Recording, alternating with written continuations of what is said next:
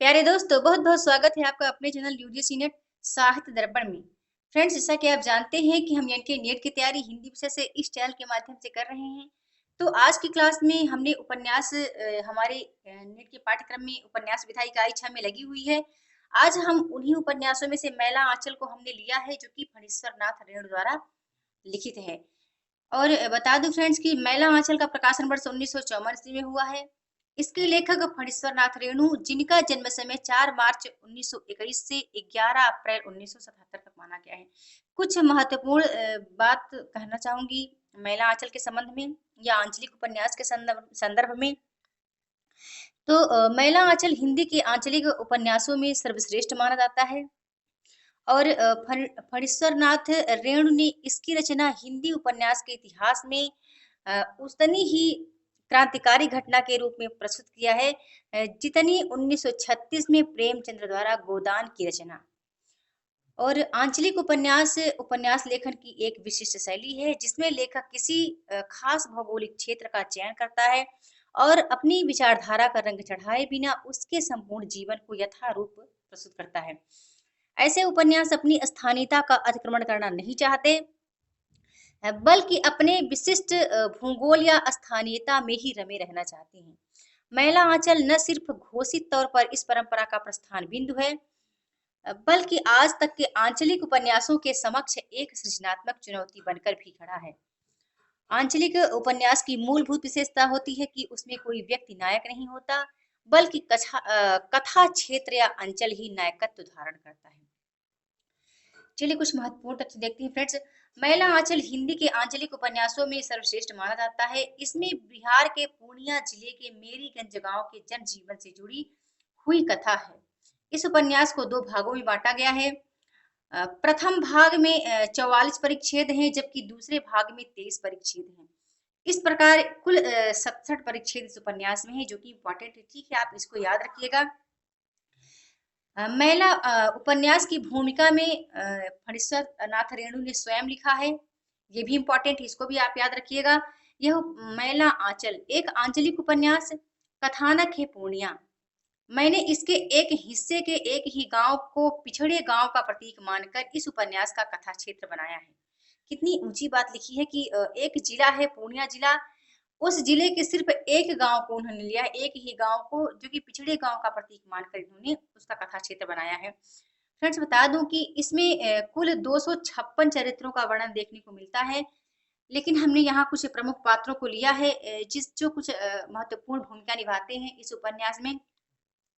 Doctor प्रशांत बनर्जी हैं, विश्वनाथ प्रसाद हैं, doctor Ram Kripal Singh हैं, वावन दास है, महंत सेवादास, रामदास, कालीचरण, बाल देवदास, सुमरित दास हैं, हरगौरी हैं, खियावन सिंह हैं, वासुदेव हैं। कुछ स्त्री पात्र भी यहाँ देखने को मिलते हैं। पार्वती मौसी, मंगला, ज्योतिषी, आभा रानी, कमली, लक्ष्मी, फुलिया, रामपेरिया, ये कुछ स्त्री पात्र हैं। याद रखिएगा, क्योंकि पात्रों के नेम जरूर पूछा जाता है एग्जाम में। अब हम इसके विषय की बात करें कि यह किस विषय पर आधारित उपन्यास है, तो सबसे पहले बता दूं फ्रेंड्स, यह एक आंचलिक उपन्यास है। और बताना चाहूंगी कि फ्रेंड्स आंचलिक उपन्यासों में, सॉरी फ्रेंड्स, इसके विषय वस्तु की बात करने से पहले मैं आपको बताना चाहूंगी इसकी कथानक को। तो मैला आंचल का जो कथानक है काफी विस्तृत है, क्योंकि इसमें अंचल को संपूर्णता में समेटने का प्रयास किया गया है।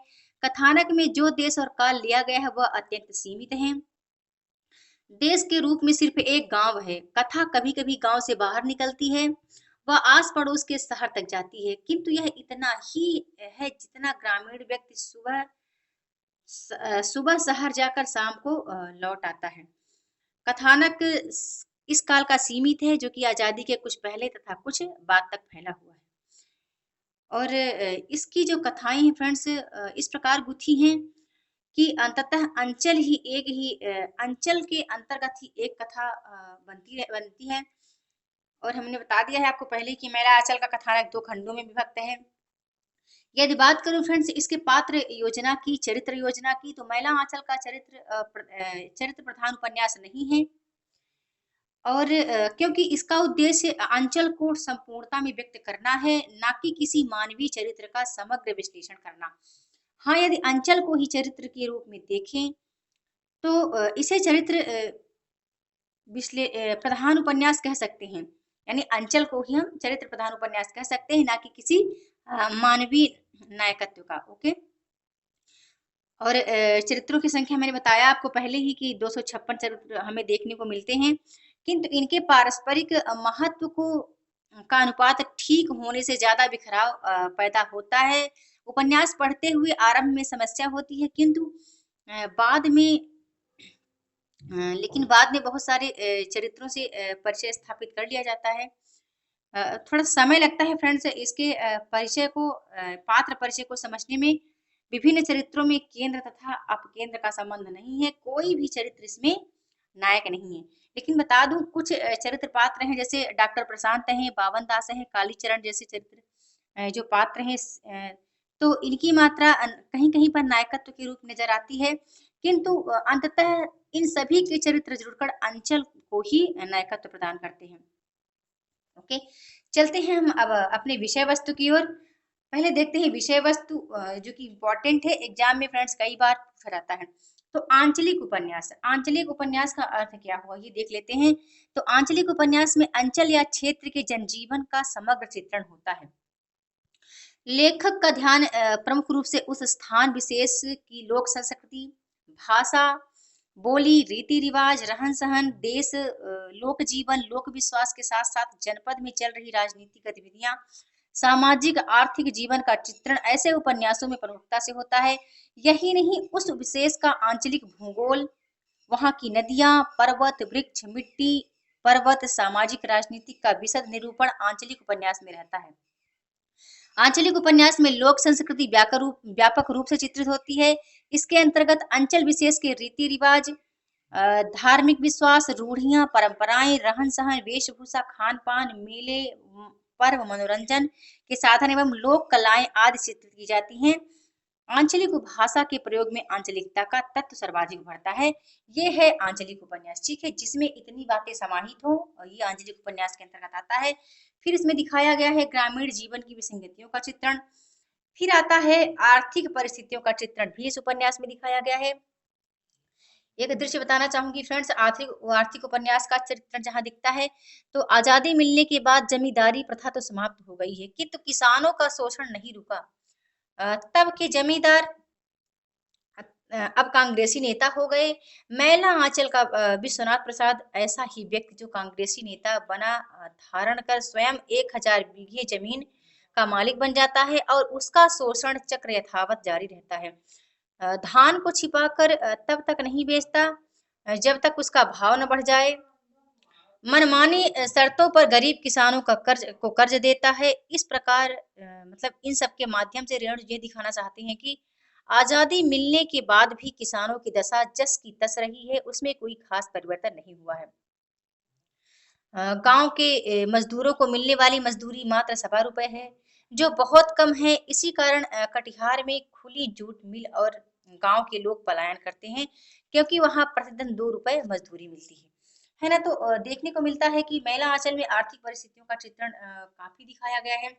यदि राजनीतिक जीवन की गतिविधियों की बात करूं तो इसका भी दृश्य देखने को मिलता है कि राजनीति लोगों का पेशा बन गई है। इस उपन्यास में इतना इतना जबरदस्त दिखाया गया है कि जो राजनीति है वो लोगों की पेशा बन गई है। आजादी के बाद विकसित नव धड़ाने वर्ग फल फूल रहा है, किंतु जो गरीब वर्ग है वो और भी गरीब हो रहा है।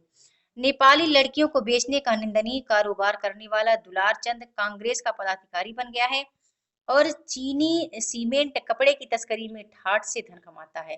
कांग्रेस के शासन में कालाबाजारी बढ़ी है, यही दिखाना रेणु जी का उद्देश्य है। मेरीगंज गांव जातियों से में विभक्त है। हर जाति के लोग अलग अलग टोली में रहते हैं। गांव में प्रमुख 3 जातियां देखने को मिलती हैं इस उपन्यास में, कायस्थ हैं, राजपूत और यादव। गांव के अन्य लोग भी इन्हीं दलों के साथ खड़े दिखाई देते हैं। तो राजनीतिक गतिविधियां भी फ्रेंड्स देखने को मिलती है। स्थानीय भाषा का प्रयोग हुआ है जो कि बहुत इंपॉर्टेंट है, और इस स्थानीय भाषा ने ही इस उपन्यास को आंचलिक उपन्यास घोषित किया है, क्योंकि बहुत जगह देखने को मिलता है स्थानीय भाषा का प्रयोग। अब फ्रेंड्स थोड़ा सा देख लेते हैं, इसके वास्तुशिल्प एवं आंचलिकता को देख लेते हैं। यहाँ पर काफी कुछ हमें सीखने को मिलेगा। जो बातें मैंने बता दी हैं उसका मैंने यहाँ पीडीएफ के रूप में भी लिया है, तो उम्मीद करती हूँ आपके ये वीडियो बहुत हेल्पफुल होगी। मैला आंचल फणीश्वर नाथ रेणुकीत 1954 में प्रकाशित हिंदी का सुप्रसिद्ध आंचलिक उपन्यास है। अंचल शब्द का अर्थ है जनपद या क्षेत्र। जिन उपन्यासों में किसी विशिष्ट प्रदेश के जनजीवन का समग्र बिंबात्मक चित्रण होता है उन्हें आंचलिक उपन्यास कहा जाता है। इन उपन्यासों का मूल उद्देश्य किसी विशिष्ट अंचल के समग्र जीवन का विशद चित्रण करना होता है। अतः उसमें जनपद के भूगोल, सभ्यता, रहन सहन, वेशभूषा, रूढ़ियां, सामाजिक परंपराएं, लोक जीवन, त्योहार, पर्व, नृत्य, रीति रिवाज, लोक भाषा, लोकोक्तियां एवं मुहावरे, राजनीतिक चेतना, आर्थिक कठिनाइयां आदि का समावेश करता है। रेणु जी के दो आंचलिक उपन्यास विशेष रूप से उल्लेखनीय रहे हैं। इनके नाम है मैला आंचल और परती परिकथा। मैला आंचल के कथानक में लेखक सन 1942 से लेकर गांधी जी के निधन तक की मेरीगंज जिला पूर्णिया प्रांत बिहार के जनजीवन और परिस्थितियों का जीवंत चित्र प्रस्तुत किया है। ठीक है, ये इंपॉर्टेंट है, याद रखिएगा इसको। गांव में विभिन्न वर्गों के लोग अपने अपने टोले में रहते हैं। मेरीगंज एक पिछड़ा हुआ गांव है जिसमें उच्च वर्ग, निम्न वर्ग, धनी, निर्धन सभी वर्गों के लोग रहते हैं। इनमें पारस्परिक संघर्ष चलता रहता है। आजादी मिलने के बाद निम्न वर्ग में नई चेतना का उदय हुआ, जिससे यह संघर्ष और भी तीव्र हो गया। इस गांव की प्रगति में बाधक तत्व प्राचीन रूढ़ियां, संस्कार, छुआछूत, आपसी संघर्ष, अंधविश्वास आदि है। जनता अब अपने उन दुश्मनों को अच्छी तरह पहचानने लगी जो आजादी मिलते ही खद्दर पहनकर देशभक्ति और जन सेवा का लवादा ओढ़े हैं, किंतु पक्के स्वार्थी। यही इस उपन्यास की मूल चेतना है। ठीक है, इंपॉर्टेंट याद रखिएगा कि ये जो जनता है अब अपने उन दुश्मनों को अच्छी तरह पहचानने लगी है और जो आजादी मिलते ही खद्दर पहनकर देशभक्ति और जन सेवा का लबादा ओढ़े हैं। जैसे कि मैंने आपको बता दिया कि एक पात्र आता है दुलार चंद, जो कि कांग्रेस का पदाधिकारी बन जाता है और बहुत सारे कारनामे अपने वो दिखाता है इस उपन्यास में। मैला आंचल यद्यपि स्वतंत्रता के उपरांत प्रकाशित हुआ, किंतु इसमें स्वतंत्रता पूर्व का परिवेश प्रस्तुत किया गया है। गांव की मानसिकता इतनी खराब हो चुकी है कि मलेरिया सेंटर गांव में खुलने का विरोध अधिकतर ग्रामीण करते हैं। डॉक्टर प्रशांत को गांव में आकर जो अजीबोगरीब अनुभव होते हैं वे उस अंचल का पिछड़ेपन का दस्तावेज है। समूचा अंचल अंधविश्वास, शोषण, संघर्ष, निर्धनता, अशिक्षा से ग्रस्त है। इस उपन्यास के कुछ पात्र बलदेव, बावनदास, कालीचरण अपने अपने ढंग से संघर्ष करते दिखाए गए हैं। उपन्यास के अंत में बावनदास अपना बलिदान देकर पाठकों को अपने चरित्र से प्रभावित करता है। मैला आंचल में अंचल विशेष को समग्रता से देखने का आग्रह है। अभिव्यक्ति के लिए लेखक ने आंचलिक शब्दावली, लोकोक्तियों, मुहावरों का उपयोग किया है। मैला आंचल में तात्कालिक राजनीति, नेताओं की अवसरवादिता, स्वार्थ वृत्ति, सिद्धांत प्रिय कार्यकर्ताओं की उपेक्षा आदि का यथार्थ चित्रांकन किया गया है। रेणु ने बड़ी सफाई से उपन्यास में यह दर्शाया है कि गांधी जी ने स्वतंत्रता आंदोलन का संचालन जिन जीवन मूल्यों के आधार पर किया था वे आजादी मिलते ही नेताओं की दृष्टि में अप्रासंगिक होने लगी तथा चारों ओर सिद्धांतहीन, स्वार्थी, अवसरवादी नेताओं की तूती बोलने लगी। बहुत इंपॉर्टेंट तथ्य फ्रेंड्स यहाँ पर लिया गया है, तो प्लीज आप इसको जरूर ध्यान से देखें। यदि आप चैनल पे न्यू है तो आप मेरा इसका पीडीएफ प्राप्त करने के लिए आप मेरा टेलीग्राम ग्रुप ज्वाइन कर सकते हैं। मैला आंचल में पूर्णिया जिले में जो रैली आयोजित की गई है उसका चित्रण दृश्यात्मक विधि से लेखक इस प्रकार करता है। चलो चलो पूर्णिया, चलो मिनिस्टर साहब आ रहे हैं, औरत मर्द बाल बच्चा झंडा पत्तरव और इनकिलाब जिंदाबाद करते हुए पूर्णिया चलो। रेलगाड़ी का टिकस, देखिए इस के माध्यम से दिखाया जाता है कि इसमें जो ग्रामीण शब्दों का प्रयोग किया, जैसे टिकस का टिकट का टिकस दिखाया गया है, मिनिस्टर का मिनिस्टर दिखाया गया है, पूर्णिया का पुरैनिया दिखाया गया है। तो ग्रामीण अंचल की जो भाषा प्रयोग की गई है वहां पर इस तरह दिखाया गया है। कैसा बेवकूफ है, मिनिस्टर साहब आ रहे हैं और गाड़ी में टिकस लगेगा। तो इन शब्दों को जैसे देखिए ग्रामीण भाषा का शब्द है बेवकूफ, वैसे शुद्ध इसका बेवकूफ होता है। तो यहाँ पर रेणु जी ने यह दिखाने का प्रयास किया है। अब देखते हैं कुछ महत्वपूर्ण तथ्य। मैरीगंज संपूर्ण देश के राजनीतिक वातावरण का नमूना प्रस्तुत करता है। यहाँ के राजनीतिक दल देश सेवा के नाम पर अपने स्वार्थों की पूर्ति कर रहे हैं। कर रहे थे। उनका प्रयास दूसरे दलों को नीचा दिखाने की ओर केंद्रित था। जमींदार और अधिकारियों के अत्याचार सहने को जनता विवश थी। संथालों को मारा पीटा गया और उनकी जमीन भी छीन ली गई। उनके टोलों को लूट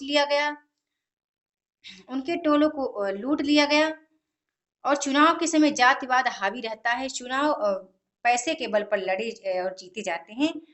ऐसा लेखक दिखाते हैं इस उपन्यास में। फ्रेंड्स, और यह उपन्यास देखें तो बहुत ही इंपॉर्टेंट है एग्जाम की दृष्टि से। यहाँ से कई बार क्वेश्चन भी बने हैं। लेखक ने तटस्थ भाव से उस अंचल की सामाजिक, राजनीतिक, धार्मिक और आर्थिक स्थिति का चित्रण किया है। जनता भले ही अशिक्षित हो, किंतु स्वार्थपरायण लोगों की स्वार्थपरता को समझ ही लेती है। इस उपन्यास का नायक कोई व्यक्ति न होकर अंचल है। हमने यहाँ कुछ महत्वपूर्ण तथ्य फ्रेंड्स लिए हैं जो कि एग्जाम की पॉइंट ऑफ व्यू से इम्पोर्टेंट है। बताने को तो उपन्यास ही है तो बहुत कुछ हो जाता है। आपको आज की वीडियो कैसी लगी कमेंट करके जरूर बताइएगा। मैं जल्द मिलती हूँ नेक्स्ट वीडियो में अपने न्यू टॉपिक के साथ। वीडियो के साथ बने रहने के लिए बहुत बहुत धन्यवाद।